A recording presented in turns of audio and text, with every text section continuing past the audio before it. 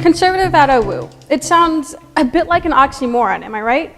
Except OWU is a lot like other places in the world. You have conservatives over here and liberals over here.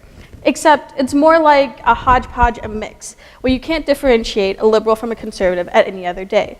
So last semester, 90 students took a survey titled General Campus Climate from an OWU student, from a conservative student perspective.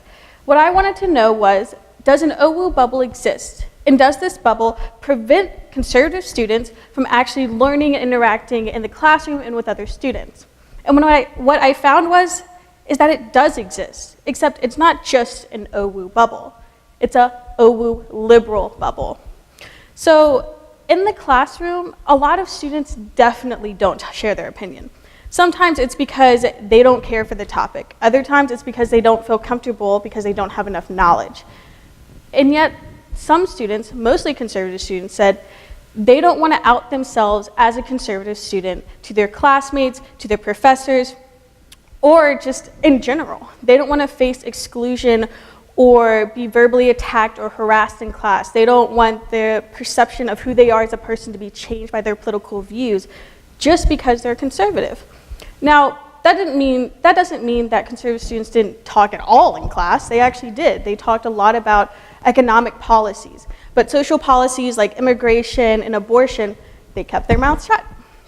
Another question was, does that actually extend into our social lives here at OWU as students?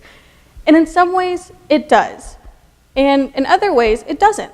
A lot of students said they don't choose their friends based off of political ideology, that there's actually more to the person than their politics. Except those same students who said that also said they don't talk about politics with all of their friends. If a liberal student has a conservative friend, they don't talk about politics with that person. And if a conservative student has a liberal friend, they also don't talk about their politics with that person.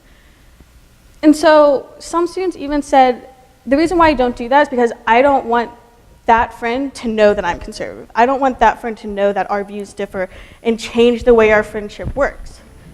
So my question is then, do we actually choose friends based off of political ideology? And if we do, are we really that shallow?